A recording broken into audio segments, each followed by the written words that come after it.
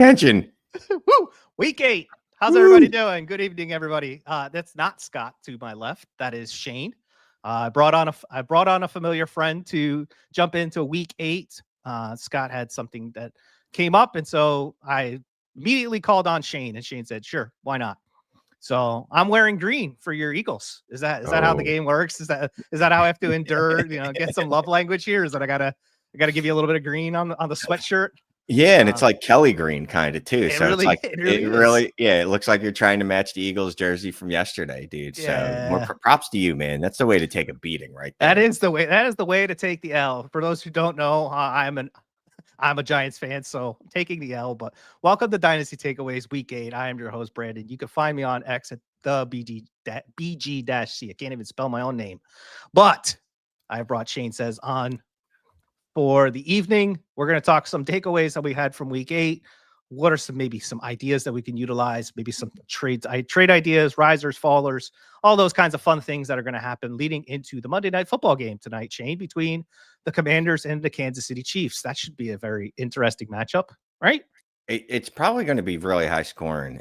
I heard Jay talking about it. He was saying like, oh, it might be like a sneaky fantasy game, dude. Any game that Patrick Mahomes is in with a full offense, a full complement of offensive weapons, there's a chance that someone's going to drop 50 fantasy points. Like it's totally, I would not be surprised if Rashee Rice went out there and dropped 202 touchdowns. I wouldn't be shocked if Worthy went out there, ran for 60, had 70 yards receiving and 2 touchdowns. And Mahomes is the QB1. I mean, he's back. So he's back, and he's back in your eyes. Yeah, he's QB1. Dude, so I wasn't aggressive enough. I should have bought him over the offseason because I kept, and I wasn't alone, but kept going, he's probably going to be really good next year, right? Like their offense was shit in 2024. You kind of had a feeling like they wanted to get away from that. Like not get away from it so much as like Andy Reid thinks of himself as a genius, and he's probably an offensive genius. And what he put on tape last year wasn't offensive geniusery. That's word. So this year he's in his bag, as the kids like to say. And that's why I thought, this year that Mahomes could have an absolute smash season. And he did so far without Rice because he did it with rushing and now he doesn't need to. So yeah, he's back. Yeah, he's back. I'm looking at NFL Pro. Yeah, 24.7 points per game. Yeah. That's hashtag pretty good. But let's talk about running backs because it feels like it's a roulette wheel every single week, right? We've talked through a whole bunch of different running backs here on the Takeaway Show. This week is no shortage of running backs, right? Everybody thought Bijan Robinson, RB1, and yeah, didn't happen. Now I'm not saying we're panicking on Bijan, but he did not look so great yesterday. But you know who did look great, Shane? Your running back. Saquon Barkley. That's he looked pretty good. What's crazy is when you open up wide ass running lanes for running backs, they will do well. So, kidding aside, like you need to open up a hole for running backs. It seems like common sense, but a lot of times people are like, oh, this running back sucks, that running back sucks. And it's like, nah, look, it doesn't matter how good of a running back you are if you're getting hit behind the line of scrimmage. And entering yesterday, I think it was Saquon. I think they showed the stat that it was something like 54% of the time he's getting hit before the line of scrimmage, which is absurd. The blocking just hasn't been good this year, and yesterday it was. I don't know why that is though, because the Giants' D-line is really frightening. But is that maybe just from a pass rush perspective? Are they not good against the run? I mean, they've been okay against the run, and I would say this, and I said this in the game day chat in our Discord. When the Giants' defense melts, Shane, it just completely is like napalm scorched earth. Like they don't want to tackle, they don't want to pass defend, they don't want to rush defend. Like when they're good, they're locked in, but when they are not locked in, it looks really ugly. And we've seen that on a couple of occasions this year, right? We saw that against Dallas. We saw that in the fourth quarter against Denver. Like they are straight scorched earth bad. And then there's times where they look really, really good. And you're like, how is this team so inconsistent? And I think that's going to be something that we'll have to watch going throughout the end of this season and going into 2026, because they have the pieces on defense to be good. They just are not, they're just not consistent enough. And when you have a team now that is without Malik Neighbors, just lost Cam Scatterbo yesterday, like it's going to be tough sledding for Jackson Dart. His best wide receiver is, a 5'8", 170-pound Wandale Robinson. Is it Theo Johnson? Is it, you know what I mean? And then behind him running the ball is Tyrone Tracy and Devin Singletary, which doesn't really inspire confidence from a fantasy perspective. Neither one of them are probably anything worth like But running home, but you could get some spot remember, starts out of them. yeah, Tracy kind of kicked ass last year, which is why I thought, coming into this year that it wasn't just a fait accompli that Scadaboo was going to take his job. Now it ended up being that Tracy has been absolutely dog bad. I'm trying not to curse. He's been not Dog good water. at dog water. There you go. He's not been good at football. Not good at football. Sorry. Not good at football.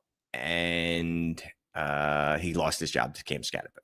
But he was good at football last year. I don't know the advanced metrics if he was, but I know from a fantasy perspective, the dude put up multiple running back 1 weeks last year.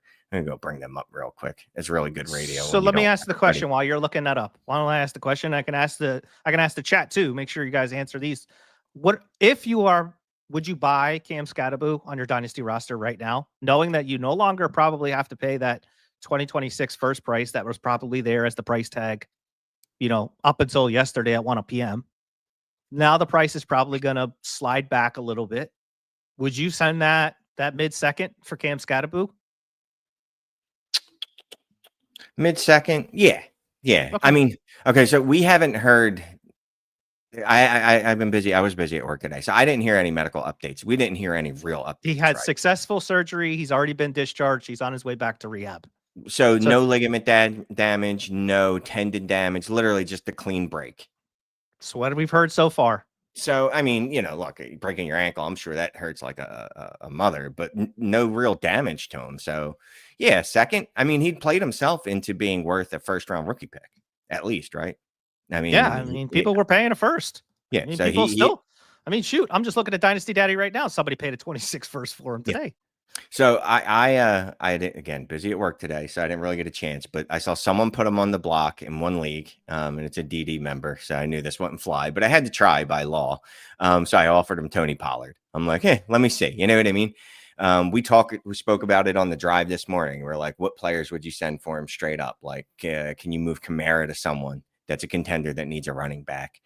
You're probably not going to be able, in most cases, just send a pick, right? Because if I just want to pick, why don't I just hold on to Cam Scadaboo at that point?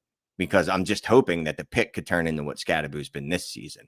So there's really that wouldn't make sense to me. But yeah, if I can move Tony Pollard and a second, Tyrone Tracy and a third, Alvin Kamara and a third, like any of those running backs, just go down the list and try to move those for Cam Scadaboo. Jesus. Can I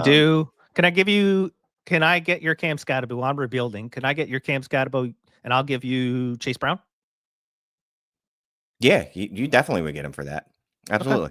Okay. I think that's just, again, playing within that same kind of type of running back where, you're not going to get, that there's going to be some inconsistent weeks, but hey, it's going to be completely worth it. Yeah. The bitch is saying buy. Bitch is saying buy. So if bitch is buying, then we all must be buying.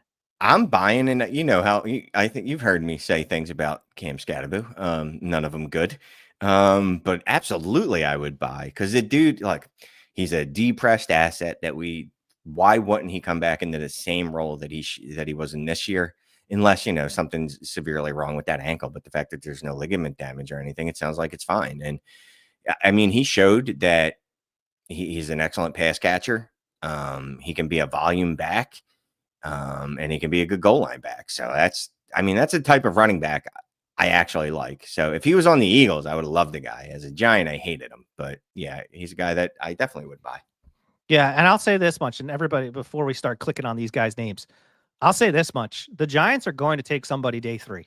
Just like it shouldn't come as a shock. The Giants are going to take somebody on day 3. It's what Joe Shane's done. He's always been kind of, I want the cheap running back. So like once Devin Singletary's contract comes off the books this year, they're going to replace him with another day 3 back. It It's not going to be Scattaboo. It's not going to probably be Tyrone Tracy, but it's going to be somebody who could complement one of those two guys. So just don't get panicked if you buy this Cam Scattaboo and all of a sudden in April, on that Saturday, at 4:00 in the afternoon when the Giants draft a round 5 running back, that you panic and freak out. Like, what is this guy? Like, this is just how Joe Shane operates. So just putting that one out there so that way we can clip it and hang on to it for later on. But yes, I would be buying. Would you trade your Scattaboo and go get DeAndre Swift? Yes. Okay. How about Trey Benson? No. Trey Benson. Okay. Unfortunately, I wonder when Trey Benson comes back, do you think he actually takes the full-time role, or is he going to be sharing it with Bam Knight? Zonovan. I can't call the guy Bam. I'm sorry. I just can't do it. Zonovan Knight. I think he'll probably absorb the 60-40. I think you get the 60% of it. Like, I think that's probably what it is, and that's fine. I mean, that's why they probably got rid of Michael Carter today, just a few hours ago. Like, because they're like, hey, he's probably not it, and we'll just figure out what we need to figure out for another week or two, and then Benson will be back, and we'll just kind of ride that way. Another guy I want to talk about is old Jonathan Taylor, because we wrote him off at the beginning of the season. Well, coming into the season, because he could be had for a late first, and all he has done has been one of the most efficient running backs. I mean, we were talking about this afternoon in the Discord in the Heisman chat. JT has only 143 carries on the season, Shane, in 8 games. Like, you would expect if he had 853 rushing yards, 15 touchdowns, that like this dude's got to be having like super heavy work. Like, he's got to be at least at 175, 190 touches already. Man's at 143. That's not a lot. Like, he's only had 2 games over 20 carries. It was 25 week 2 against Denver, and then he had a game with 21. Every other game he's been 16, 17, 18. Pretty fresh, going into each game. And it's partially because the Colts are just really efficient on offense and they're scoring a lot of points against some pretty bad teams. So don't really need them. Okay. Some of them, right? The Broncos are good. The Chargers are good, but like, they've played the Titans twice. They've played Miami once. So like, and look, John Taylor is absolutely crushing it, and I'm not saying it is, but I wonder how much of this is because of the types of defenses that he's played so far. Because Tennessee is atrocious. Miami, yesterday notwithstanding, when they shut down Bijan and took the ball off him, has been awful. Not saying John Taylor is not amazing, because he's been amazing all year, regardless of who he's played. But I just wonder how much of it is schedule based. Like, I listen to NFL Daily, and they keep bringing up the point this year is like a lot of times that we try to overthink things when it's probably as simple as the schedule.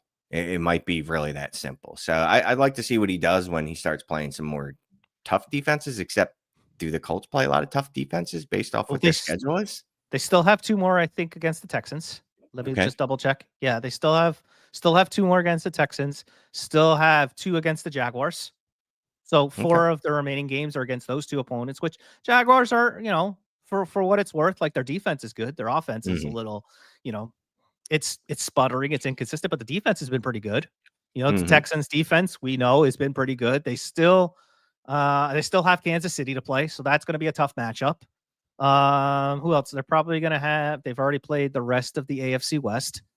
I mean, yeah, they still have games against the Niners. They're going to have a game against the Seahawks. So, I mean, the Niners are not the same Niners as they were early in the season. I've kind of started to kind of Fred Warner, right? Yeah, they lost Fred Warner in the last 2 weeks. They've just been getting gashed left and right from a defensive perspective. They can't get off the field, which is ultimately affecting their offense too. So yeah, I mean, but I feel like JT is one of those guys where you just, if you got him, great. You made a steal. If you want to sell him, I mean, I don't even know that you really want to sell him, because I mean, shoot, he's just producing at such an insane. He's going to be one of those guys. He's going to be Ray always says he's the Derek Taylor the Derek Henry of this section of time. Every time we're going to write him off, he's just going to continue to produce. I mean, I don't see why not, man. So I played devil's advocate for a little bit, but he's actually always been kind of efficient, right? He's been on some bad offenses, and when you're on bad offenses and they can key in on you in the running game, there's only so much you can do. But yeah, look, I don't put as much stock as I used to in flameouts at running back. Flameouts at running back, like age-wise, are generally running backs that weren't all that good anyway. You know what I mean? Or we're just good. Like, good running backs fade to dust. great running backs, Hall of Fame level type running backs, well, they tend to last a lot longer. And I mean, that's kind of the trajectory he's on. It's skewed. It's a different era today than, in the past, obviously. But yeah, A-Rich being his QB definitely did him no favors last year. And he's still productive. He was still good, right? Yeah, he was just not. He was not at this. We're talking about he's potentially going to he's going to sniff the LaDainian Tomlinson all-time touchdown record in a season type good. Like that's where we're at. Like he's got 4 games already with 3 touchdowns. Shane. Yeah, like that's nuts. Yeah, in 8 games. It's funny. It was either Friday's drive last week or Monday's drive the day the week before the beginning of the week where I talked about, dude, he's got three games where he's had 3 touchdowns and then he comes back and does it right again. So that's insane. That's 12 touchdowns in 4 games. It's silly. It's silly. Yeah. And again, if you have him as a fantasy manager, you love it. I mean, I'm looking at Dynasty Daddy right now. Let me give you some trades if you want to get off him. Would you take Jonathan Taylor for 2 firsts? I would probably take 2 firsts, depending. Okay. Yeah. And would you trade him straight up for Malik Neighbors? 1 for 1. Yeah, you know what? Because I'm probably competing if I'm making that. I'm competing. I got Malik Neighbors. I want to get your Jonathan Taylor because you're stumbling. You're 2-5. Yeah. You're not going to make it. You probably just need an asset to shift into. And those are probably some real pivots that if you want to cash out for picks, that's your price. If you want to cash out for a player, go cross position. Mm-hmm. I mean, Jonathan Taylor or Jalen Warren at 26 first. I kind of want to hold JT there. What was it again? Jalen Warren. No. And a first. I mean, that's a process deal, but I don't like that process. Yeah, I don't like that process. I would much rather go a different direction. No. What do you do? What are you doing with James Cook? He's pretty good too. Yeah. So I just I wrote him up. I was looking at his I wrote him up for Follow the Volume, which I just posted right now. That I just posted right now to our Patreon. So go join today. James Cook has had either 2 or fewer targets in something like 4 games. That's a little concerning because, I love James Cook, but he's not going to run for 200 yards a game, right? It's generally, he's not going to pop for 150. And even if he does more often than not put up great weeks or really good weeks, which he does, and I love James Cook. Like, let me just put that out there. I love Jimbo. The fact that they still don't use him, refuse to, like it's their job to use him in the passing game, just boggles my mind. I don't know why it is, but anyway, they do it. You know what I mean? So what that does is there's weeks where, like weeks 5 and 6, he had 15 rushing attempts and 17 rushing attempts, but he had 1 target and no targets, and ends the week with 8.7 and 4.9 points. He will obviously give you the 20-point weeks. He's ripped off actually a bunch of those. It's pretty funny. Every week that he's had is I was looking at his stats plus. Yeah. Other than those 2 weeks. So, I mean, can he continue that? You know what I mean? Can he continue that without the receiving work? I mean, that's the thing is, as long as they don't have like a stud wide receiver that's really kind of pulling and commanding targets, like it just feels like it's just like this. We're going to turn around and hand it off to James Cook. I feel like all the time when we sit in the game day chat on Sundays, it's like, oh, look, they've realized they got James Cook on their team, and they just turn around and he's 7, 8, 13, 17, 14. And then they come back to him like a drive and a half later because they've tried to jam Ty Johnson or Khalil Shakir or Keon Coleman or Dalton Kincaid. And it's like, oh, hey, let's give the ball to James Cook. 7 yards, 8 yards, 9 yards. Yeah. Well, hold on. Josh Allen's got to run for 4 more. Just so we could pad that stat. Like, it's just funny how he just does not, like, for as efficient as he is, they don't use him the same way that like a Jonathan Taylor is used, like a Saquon Barkley. Like it's just funny that that's the thing. And Saquon's like the comp I can think of last year, right? Like Saquon was uber efficient as a just pure running back. So the fact that his target share was just okay really didn't hurt you. But even his target share was 12% last year. James Cook's got a 7% target share this year. And it's probably lower than that. I don't know if Player Profilers updated it for yesterday's game. But yeah, just going through his game log, it's just one target, and then back-to-back weeks with 0 targets. But by the same token, there's room for targets, right? There's room for growth in the target area. At some point, you would think they might just go, this would be a good idea to maybe use him as a receiver too in our offense, because he's not bad at it. But either way, Yeah. he's so efficient. And I think being with Josh Allen in this instance helped. No, not in this instance, but having Josh Allen with him helps. Yeah. So I love Jimbo. If I could trade high, I would. But what does high look like? Yeah. I was gonna say, what's the high look like? Is that, can I? Yeah. I don't even know. Like, can I we? I tried yesterday on my walk before the games. I tried to trade him for Rashee Rice straight up, Mhm. and that was rejected quickly. All right. I'm looking at Dynasty Daddy here. Would you trade your James Cook and get BTJ? Is that a buy? Is that a sell high? That probably is a sell high, buy low, the perfect mix, man. It probably is. I don't know if I have the conviction to do that, which is, look, I'm as guilty as anyone, right? I'm a prisoner of the moment, but James Cook is out here putting up damn near 20 points a game, and BTJ can't even hit 10 most weeks. Yeah. I want to get BTJ. I got there. I shouldn't have to spend James Cook to do it. Yeah. I'm looking at some other trades like James Cook and Ray Davis. So basically the Buffalo backfield for Quinshon Judkins in a fifth.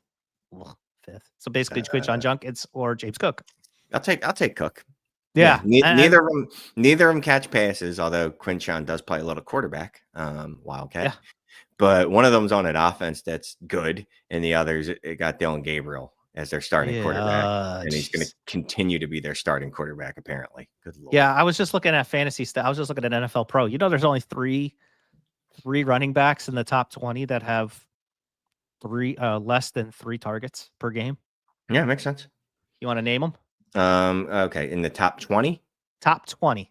I'm gonna just guess. I don't know if Derrick Henry is in the top 20, but I'm just gonna guess Derrick Henry because that's always. It's James Cook because he's got 7 on the season. Yep. And then who else? Is Barkley top 20? He's got too many targets. It can't be Barkley. It's not Barkley. He's at 3.5. Yeah. I just mentioned him. Judkins. 2.1. Yeah, they don't throw to him either. They don't throw to him either. Yep, those are the 3. Everybody else, like if you're looking at this top 20 list, like all of them have at least 3 targets. Like a minimum 3, 3.5, 3.5. Like these guys are the only ones that are just like 2 and lower. Yeah. Because it's a really hard way to make your money, right? It's a really hard way. You have to be efficient and you have to score touchdowns. And Derrick Henry does. Derrick Henry's that's always been like you never care what his target share is ever because you're like, well, I don't care. Derrick Henry's going to rip off a 40-yard touchdown. He's going to score 3 touchdowns. Like he's going to rush for 170 yards. It doesn't matter. Yep.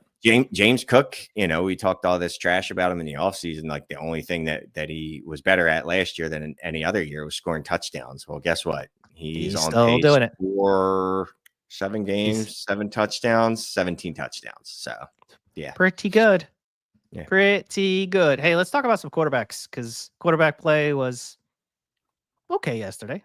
Not bad, not great. I mean, Dylan Gabriel, not good. Can we just say he is like that is the low bar for quarterback play?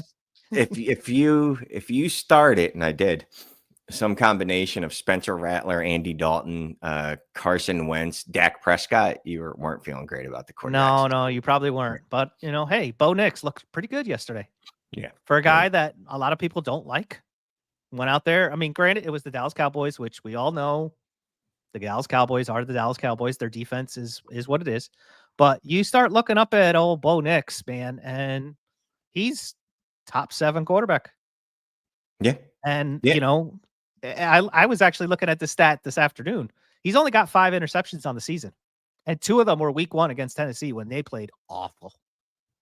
Like, when you look at his stats and you just drill down past, like, the thing is he's just not consistent with the yards, right? Yeah. Like that's the biggest thing passing wise. Like there's games where he throws for $153 and $174, and then he has a game against like the Eagles where he goes for 242.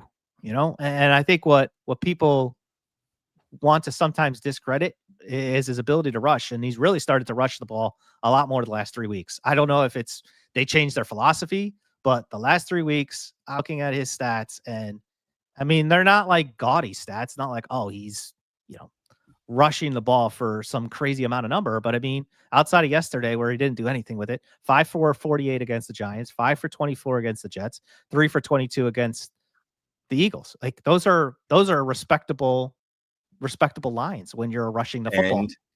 And I'm guessing most of those gained first downs. I know every freaking one of them against the Eagles gained a first down. So if you're playing in a PPC league, which most of us degenerates are, where you also get points for first downs, that's an extra Mhm. point and a half. And just in first downs, that's 1.8.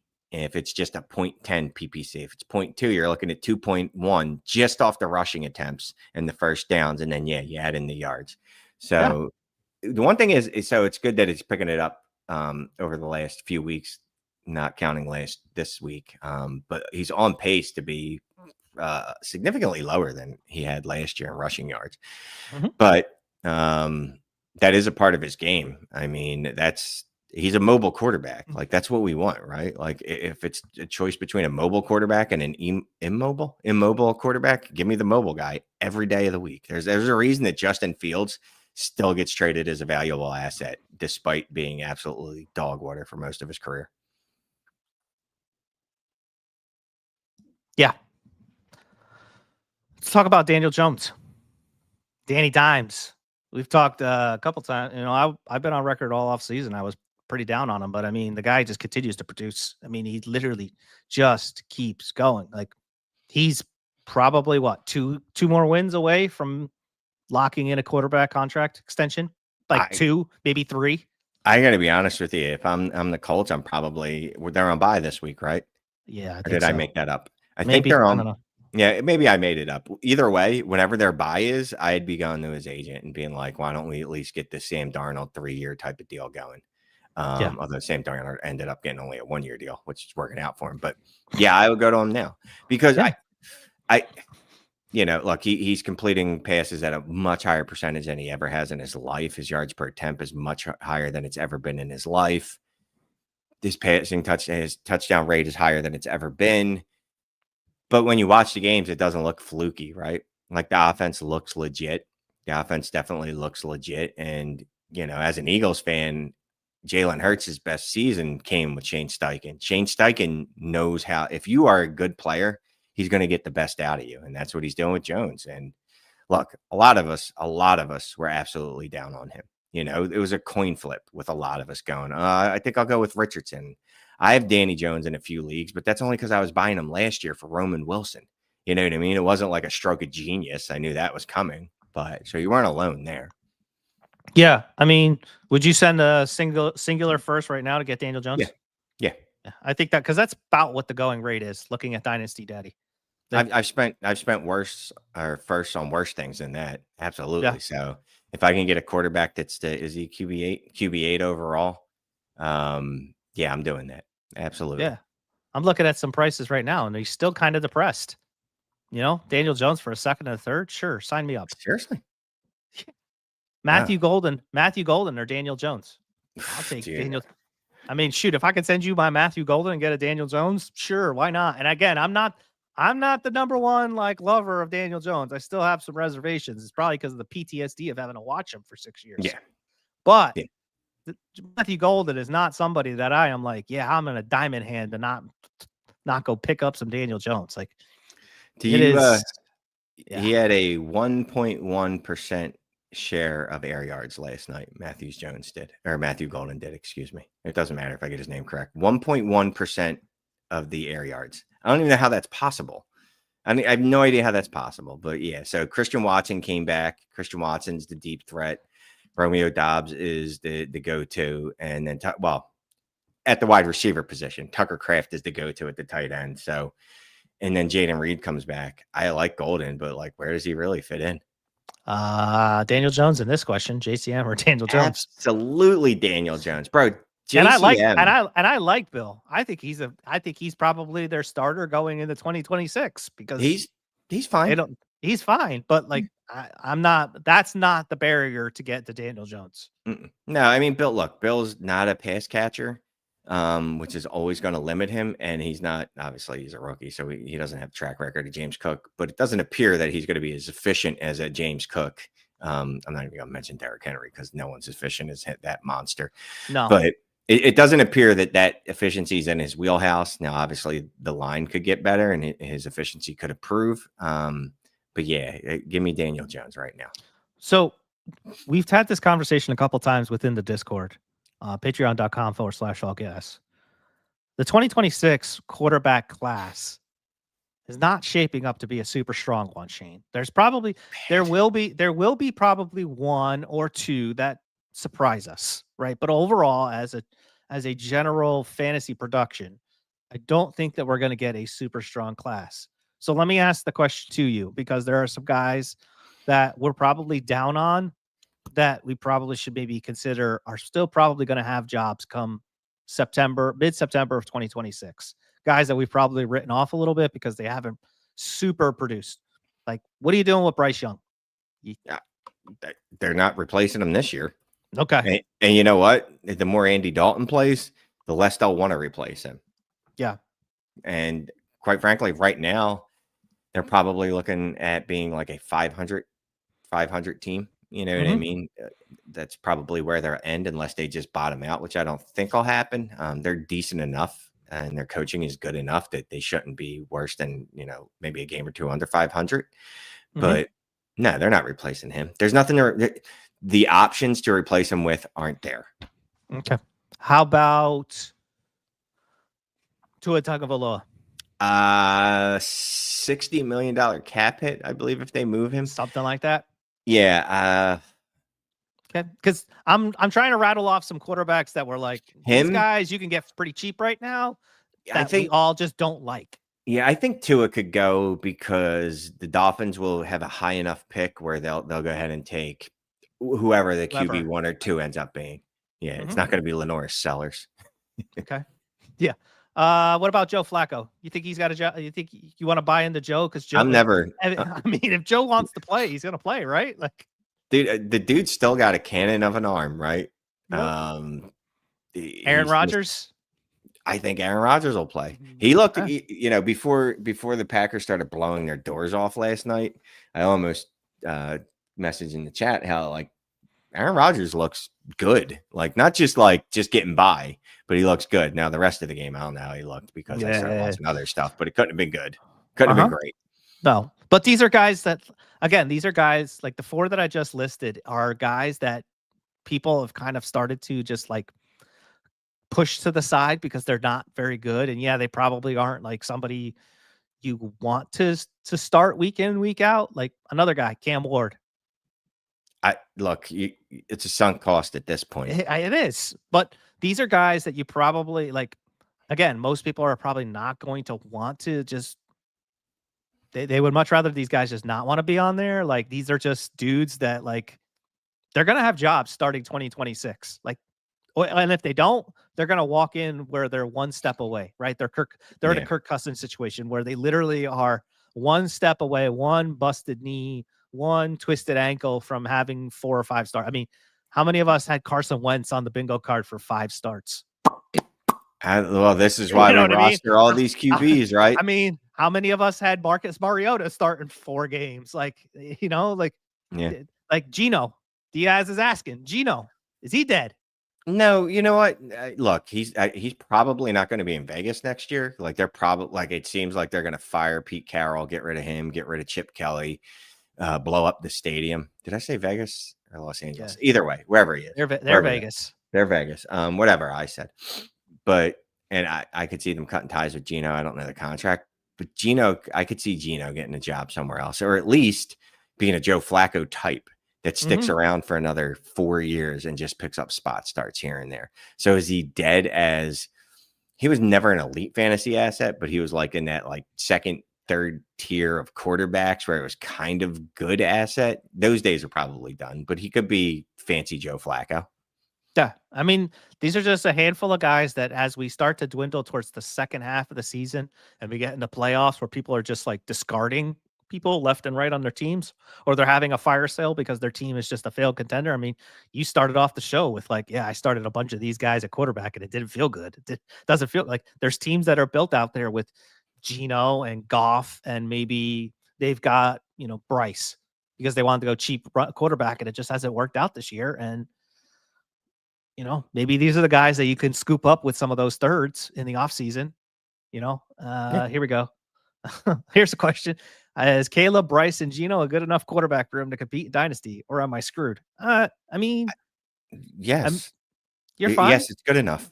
It's good enough. If anything I've learned this year is I've got leagues where Sam Darnold and Aaron Rodgers are my best two quarterbacks. And that's not how I build it. You know what I mean? Sam Darnold was supposed to be my QB2. Kyler was supposed to be my QB1, but Kyler's hanging out on the bench.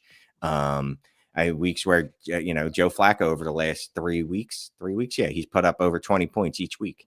It's just, do you have enough of those guys that when the opportunity hits that you have one of them, right? And that's, I have leagues where I have Aaron Rodgers, Joe Flacco. I'm trying to think of a couple other guys in that mold, Carson Wentz and et cetera. Like I had 3 or 4 of those guys that just gave you spot starts. You're not screwed. I'm in first place. I'm in first place. I'll tell you right now, I'm probably in first place in more leagues where I am first or second place, where leagues where I have like Sam Darnold holding it down for me definitely than leagues I have Kyler where he was my one. I would say you're not screwed, but you need to add more. Yeah. Scott would tell you that too. If Scott was sitting here, he'd tell you, go add 2 more. Like if you're going to go that route, have 2 more to go with Bryce and Geno, because you could start Caleb. You're probably going to start Caleb, whether you like it or not. You're starting Caleb in that team unless he's on bye. So the rest of the season, Caleb's in your QB1 spot. You probably need one more guy to kind of cycle through with Bryce and Geno, whether it's Flacco, whether it's... Dude, I'm looking at one league right here. Joe Flacco gave me 31 points yesterday in this league. I don't know what the bonuses are compared to 33 for Jalen Hurts. Yeah, and when you got this, and when you have this as the rest of your team, you're not screwed. Yeah, you're not screwed. You just, for me, I would just lean farther in. Go get another one of them. Just go get another one. Here, I have leagues where I got every one of those dudes. It's like the nasty, just bad version of the Infinity Stones. You know what I mean? Like, it's the crusty stones. Yeah, they're all there. The second you touch them, they dissolve. Yeah. If I could have Tyler Huntley and Tyrod Taylor added to the mix, and you know what I mean, then I'm living the dream. Like I traded Andy Dalton Saturday. I traded Snoop Huntley Sunday morning because I'm in the position where I have literally like 4 or 5 of those guys on a bunch of leagues. Like I got so much Aaron Rodgers and Joe Flacco. Can you go get? What do you got to go throw? Can I throw a 4th to go get Quinn Ewers? Because Tua might not make it through the end of the year. Maybe they pull the plug on him early and they want to see what they got in Quinn, and you get a couple starts there. That team is not screwed. I've seen plenty of them win. We've seen plenty of them win. And because you have these kinds of skill guys like Gibbs, like Jacobs, like JT, like Genty, Puka, Ladd, Marv, Tucker Kraft being top 3 tight end, like he's arguably got a top 2 or 3 guy at each level. You just don't have the quarterbacks to go with it. So just lean in. Yeah, if you got JCM for a quarterback, sure. If you can go get a Daniel Jones, what do you got to add to JCM to get a Daniel Jones? Is it a second? Okay, cool. Now I got Caleb and Daniel Jones. I'm rocking just fine with the rest of that team. Like I'm in it to win it. So yeah, that I don't think you're done. No. So one last major takeaway or thought of takeaways that I was thinking about. It's time to almost place our bets, Shane. We're week 8. We're about to end week 8. We're about to jump into week 9. So we only got 4 more weeks left for most teams. Most leagues got 4, maybe 5 weeks left, right? We got to start placing our bets because we're heading into, you had to do the math there. 9, 10, 11, 12, 13. Yeah, 5. Jesus. It's on one hand now. We're already there, right? Like we're already there. We're literally at the precipice of the fantasy playoffs. I mean, if you're into Scott Fishbowl, the fantasy playoffs start in 2 weeks. If you're in other leagues, you're probably, I know, right? Like that thing is already going. The Scott Fishbowl is like the Florida of school districts. It just starts way before everybody else. They start in July instead of everybody else. But Scott, love what the Scott Fishbowl does. There's 10,000 teams in it. So you kind of have to when you're at that big. But who are some guys, like I have a list of guys who I'm like, yeah, I don't want to try to figure out some buy now guys. A couple of these guys, everybody, you'll laugh. It's fine. I don't care. Laugh at me or laugh with me. Who knows? Guys like JD5. Yeah, we should try to go buy JD5 because you know what? Maybe he comes back in a week or two. I saw a report this morning, or maybe it was this afternoon, that they're even considering holding him out for next week too because of this knee hamstring leg thing. So like he's not just going to not play tonight, but because they have the Sunday night game, like they're not sure that he can recover in time. So I guess whatever this is, so you're not going to see him till week 11. Like, can I get I don't want to call it a buy now or a buy low window. I think the window is open for somebody to consider moving him. Like, Yeah. he's a guy that I would want to put a bet on, right? What that price is, I don't know. But that's a guy that I want to. The other guys that I have on the list, and here's the other one that everybody can laugh at, Aronde Gadsden. Let's all laugh. Let's have a chuckle. Because if you should have been buying him probably 3 weeks ago, and now he's at solo first prices in tight end premium leagues? Someone I know in a 2.0 tight end premium gave up a 27 first and Jerome Ford for him. Now, I mean, hey, that person's name might start with sh and end with ain. Yeah, I mean, Yeah. there's Look, people buy. He looks good. I mean, and if you look at the Trinity, and you follow, that chart and follow that show, there'll be a new one that drops on Wednesday with Ray and Scott. Like, the Chargers is a pretty consolidated 3-person, and that Trinity right now is Keenan Allen, Lad McConkey, and Aronde Gadsden. It's no yeah, longer QJ. QJ got squeezed out. So QJ, They got bullied out by the rookie. Lad McConkey had started to push QJ back out, and then Aronde Gadsden came in, just eviscerated him. So Yeah. between the two of them, they just gangbanged his fantasy production into oblivion. Yeah. Tag teamed, excuse me. Yeah, tag team. Yes, appropriate for children. Yes, this is a child appropriate.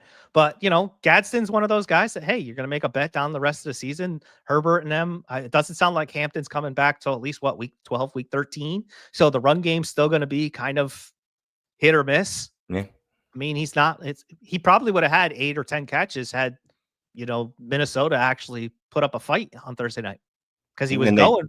Him and Lad were balling, and they just turned around and said, "All right, come on, let's get our money's worth out of you, bud." They completely gave up.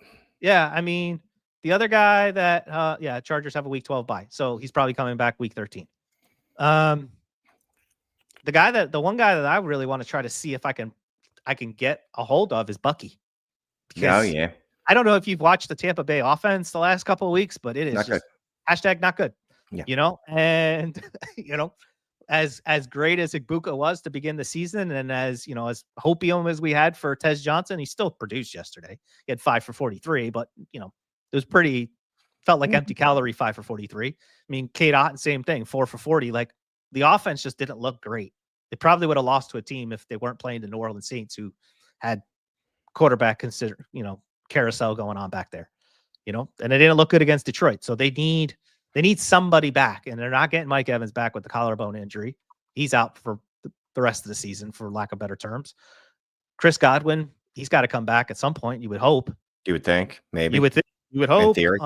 In theory. And Bucky should be back relatively soon. And I would imagine that that would help the offense out. It'll help Ibuka and Tez and Kate Otten out, as if you don't have Rashad White where you turn around. Did you see the one drive where they were like first and goal on the 1, and it just was like, turn around Rashad White, turn around Rashad White, turn around. Like, they just kept, it was like the Miracle movie where he just keeps blowing the whistle and just keeps telling him again. Like, they just kept running the same thing. Like, okay, can we try something else? Like, you have a top 10 quarterback and you don't trust him to throw the football once. Yeah. What's funny is, all last year when Bucky was taking over that backfield, or after he taken it over, I kept going, Rashad White's just as good. Bucky's just getting better blocking. Now that, I'm pulled away from the vitriol of that, and I get to watch Rashad White again. I mean, you always know it, right? He's just not an efficient guy that's going to get his points through volume. Like, you're just hoping he scores a touchdown and gets 4 receptions, and then whatever he gets rushing is almost a bonus. But yeah, he's definitely not in Bucky's class. And if anything, this just shows that maybe they'll just continue. They must lean on Bucky when he comes back. There's absolutely no reason not to. Yeah, it's pretty clear they need like a jolt from somebody, and Mhm. I mean Bucky's the kind of guy. I'm looking at Dynasty Daddy right now, like Cam Scattaboo in a second or Bucky. Oh, that's Bucky by a kabillion. Yeah, you know, George Pickens and Dylan Gabriel or Bucky. So I could Pickens or see, Bucky. yeah, I could see going with Pickens. I could see going with Pickens there, but that's what's my immediate need. I would like, getting a guy like Bucky, and I was going to say earlier too when we were talking about Cam Scatterby, like even if you're a contender, that's not a reason not to buy him. You know what I mean? That's how you stack players on your roster, especially someone like that. You should be able to get pretty cheap. But yeah, I'm gonna go Bucky there. Yeah, Bucky. Yeah, I mean it's looking like pretty much a first and a second. Yeah. It's probably the relative value on Bucky. So I mean, if I can start to, I mean, here's a nice one: 226 first and a 27 second, and JJ McCarthy and Bucky. Wait, I'm sorry. Which side? So it's Bucky and McCarthy, or two Okay. firsts and a second. Oh, okay. So a first and a second for Bucky, a first for JJ, or a first and Yeah, a second for JJ, and a first for Bucky. yeah. I gotta be honest with you. I want the picks on that side. Okay. I want the picks. Yeah, yeah. Although Okay. I guess JJ's coming back this week, right? It He's has to. supposed. I mean, he kind of has to, or Max Brosmer's starting, and I don't know if Brosmer's the. I mean, Oh. Brosmer must not be that good because, or they don't have a lot of confidence in him because they sent Carson Wentz out there with one arm, Yeah, with the like literally one arm, broken shoulder, right? The socket was broken and there was a tear, and and he there had was an a arm tear. stabilizer. That's Like, shout out to Wentz for gutting it out, and yeah, we kind of, I think some of us kind of laughed when we watched them in pain on the sidelines because, like, dude, what are you crying for? But like, dude, you were crying because you literally had one arm, literally like oh, completely, completely dude. like, If that was any of us, most of us, I won't say any of oh, us. If it was most of us, dude, we would have been on the floor in tears, like begging for help. And this guy's out there playing bad football. I mean, he's playing football though. You know what I mean? And that's partly why he's bad. His arm, it's your shoulder's probably pretty important to your throw. That's what I'm going to say. just gonna throw that out there, like probably something that's relatively important, even if it's the non-throwing arm, it's Yeah, still kind of important. yeah. The other guy that I had on my list was BTJ. I, I'm not gonna completely. There's reports out there that obviously Travis Hunter probably is turning into the alpha, which is fine. That's okay. Like, can BTJ be a really nice T Higgins? Probably. Can he be? You know what I mean? Like, can he be? Can he be in that range where obviously right now the person who drafted BTJ didn't pay T Higgins price, right? He paid Malik Neighbors. And so that's going to be the hard part, to rip yeah. to pull that BTJ off that roster. But at the same time, there might be like a window there. There might be a window here where if, let's just say, Travis Hunter goes out again and gets another 8 catches for 100 yards and BTJ goes 4 for 50, where people are just like, you know what? I can't live with this dude as my wide receiver one. I got to move him for something. And it's week. Oh, Jesus Christmas. We're going into week 9, right? Yeah. I care less about fantasy dynasty value, quote unquote, now more than less. I care about it less, much less now than I probably do nearly at any point in the season. Mm-hmm.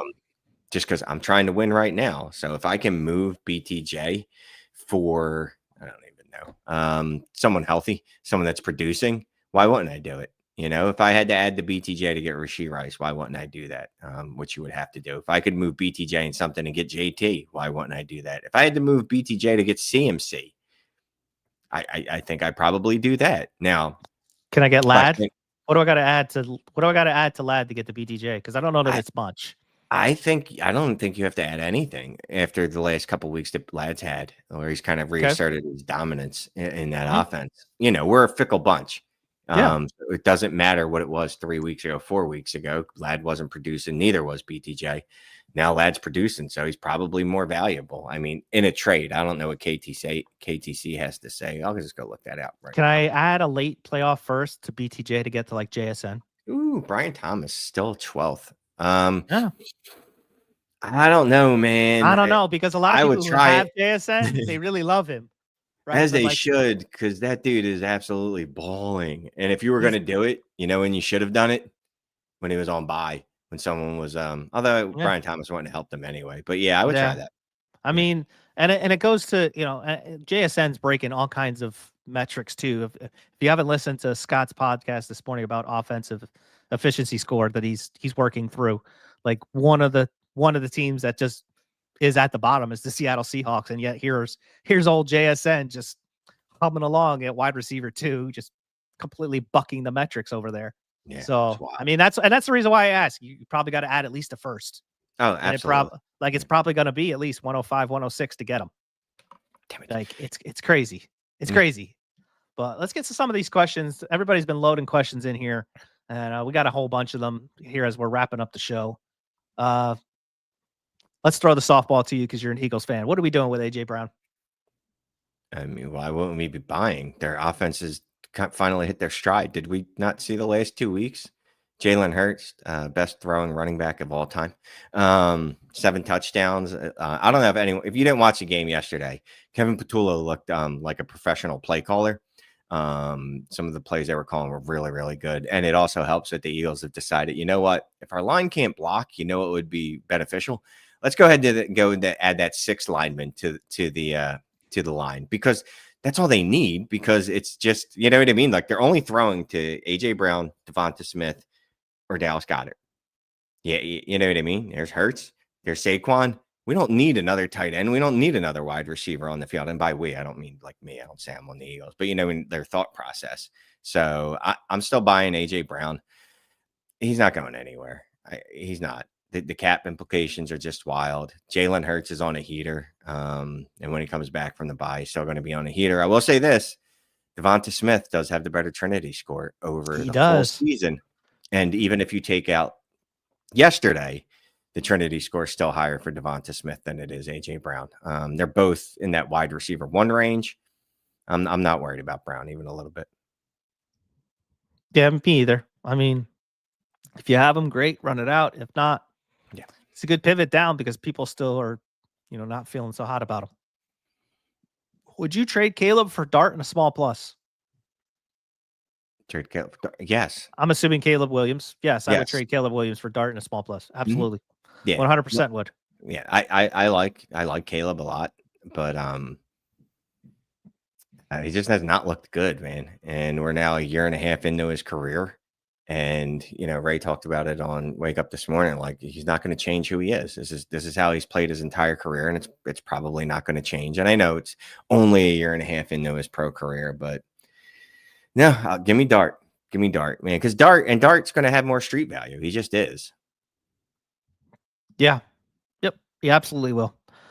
Our friend Big Diaz, is CMC slowing down?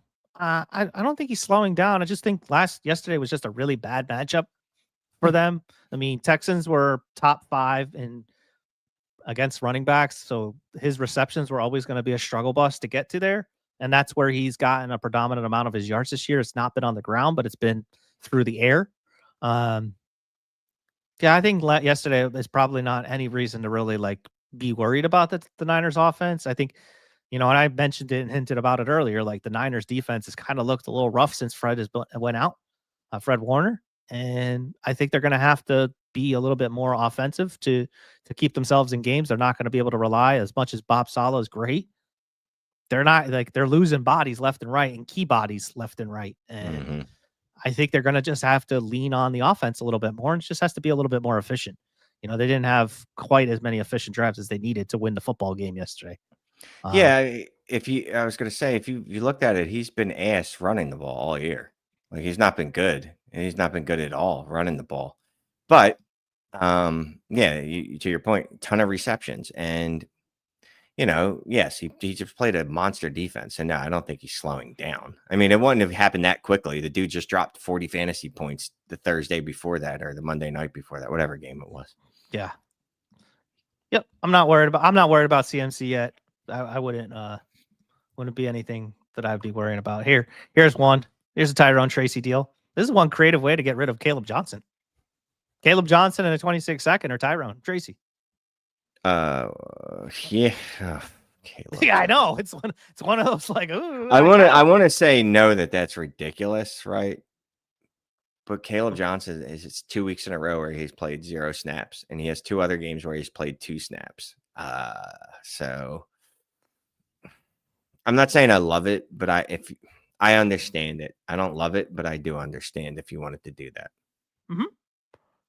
JJ McCarthy. I just saw this comment. I thought it was interesting. He's got to be the hardest player to value right now. Yeah, I mean, he's up there. He's probably in the top 5 of uncomfortability in terms of uncomfortability. Yeah, he's up there. He's up there. He's up there. I mean, I was looking earlier. I mean, you could get JJ for a singular first.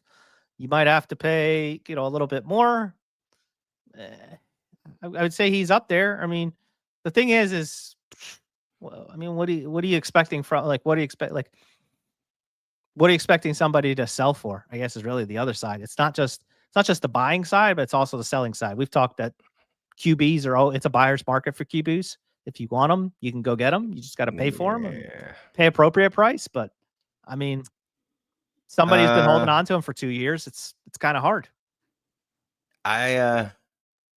Look, I was never a JJ guy, so I'm not going to give a first for him. But I mean, that's probably cheap. I don't know. I'd rather go spend that first on Daniel Jones, to be honest with you. I mean, yes. If there's other options, certainly. But I think I would be fine sending like a 110 for JJ McCarthy for the conversation that we had earlier, right? You're just not going, like, there's just not going to be many quarterbacks in this draft where you're like, yeah, I'm going to take, Mendoza. I'm not taking, like, am I taking Mendoza over JJ McCarthy? Probably not. Yeah. Am I taking Carson Beck over JJ McCarthy? Probably not. Good point. Good point. Like I'm not taking Diego Pavia over JJ McCarthy. And so that's where, like, those are going to be the guys that probably in that 108 to 203 range where it's like, I would just give me JJ. At least I know that, like, KOC's not going to just bench him. Right? They're going to do he's going to make this work. And if that means sitting him on the bench for an additional week just to get him healthy, then so be it. That's what he's going to do. Like, I think the guy's got, like, something on him that makes him not want to get rid of him. Here we go. Wayne O'Mac. What's the max to pay for old man Flacco in a 10x12? I mean, that magical second. Now, you're getting a quarterback that's put up, 20 plus points 3 weeks in a row. I don't even know what he has over that stretch. He's probably a top 6 or 7 quarterback if I had to guess over the past 3 weeks since he's been with Cincinnati. And we have seen, and we've seen it from Joe Flacco, it can turn to dust. We're at 666, the devil's number right there. Anyway, it can, 670. Joe Flacco could turn to dust. We've seen it. He's turned to dust before, right before our eyes. But I think a second, but that's only after I've done all my due diligence and I can't get. You know what? Now I'm thinking about it. Like, what other spot start quarterback do I want over Joe Flacco right now? I mean, who in that range do I want that I would like? Do I want Aaron Rodgers over him? Because of Aaron might be the only. Aaron might be the only one, and it's just because he has a familiarity with his weapons. Because they just signed MVS just like 15 minutes ago, so he's getting another weapon. Kidding? I'm not joking. He was signed. I'm not joking. Adam Schefter reported it. I was going to say it at the end, but look, they need anything on that team. That's good. Something. So they can let him be a field stretcher so that DK doesn't do just that. So I actually like that if he can stay healthy, which is a big if for him. Yes. Sure. I mean, yeah, I would pay a third for Flacco, any third for Flacco. If somebody twisted my arm and I'm contending and they got a 210 or 211, sure, fine. Like, I would even probably go up to like 208 for Flacco. I know that's probably like bad process, but you know what? You know how many bad process deals you probably make throughout the year? A lot. Like a lot. and you know what I mean? Like a lot. And what was and when we get to mock draft season when we're sitting here at 208 and we're doing these videos, Shane, for the 4th mock, and we're like, yeah, this isn't fun. I could have been okay with that Joe Flacco. Like, I'm not gonna just tight end 6 or RB8 or Joe Flacco. Like, sure, Flacco. Why not? Like, if I'm going in, just lean into it. Like, it's just, here's the rationale, Shane. Give me the guy throwing the chase than the guy throwing the MVS. I that's probably better. That's probably better fantasy analysis than we can give on the situation. Yeah. Keep it simple, stupid, right? Like, literally, the guy who throws there. Here we go. Here's another one. 12x10 PPR got an inbox offer of Dart for his Amarion Hampton. His other QBs are Burrow and Kyler. You send it net Amarion Hampton to get that Jackson Dart. No, I like I don't Dart. think so. I like I Dart, but that ain't that. yeah. That's not. Dude, Marion. It's You could probably go cheaper, honestly, right? Yeah, Like and that's one of those. Like I got Kyler. I'll just rotate. It goes back to our friend earlier when he had Caleb and a bunch of just. Yeah, how can I go buy Joe Flacco, Geno Smith, Bryce Young, Marcus Mariota? How do I get some of those guys on my roster? Can I get Snoop Huntley? Although I guess Lamar might play next week, so maybe not. Yeah, Anthony. Because I'm imagining you've got Hampton, which means you have Hampton, which means you probably have another good running back. You probably got some good wide receivers. Like, you're probably fine. How's the injury news on Flacco? It sounds scary. It's an AC joint. That's what I've read. It's an AC joint, so it's probably just going to be tolerance of pain. Yeah, Which I mean, honestly, at 41 years old, he's probably like, if I can play, I'm going to play. He's not a guy that's going to be. He knows that he's on the 18th hole. Yeah, of golf. Yeah, exactly, dude. That dude, at that age too, like you sprain your AC joint just waking up and getting out of bed. Yeah, I mean, I think I pulled a neck muscle rolling over out of bed this morning. So it happens. It's part of life at his age. Marion Hampton or an early mid first and a second. I'm Marion. Yeah, same. And I'm not exactly like choo-choo train, Marion Hampton RB1 overall kind of play, but that feels like a cheap Hampton. Brian Colworld TDE. We just made a trade. I gave up Brian Thomas, a 4th, 5th, and a 6th rounder. It's a Devy league. Okay. For Lad McConkey. There you go. See, it can be had, right? Lad for BTJ.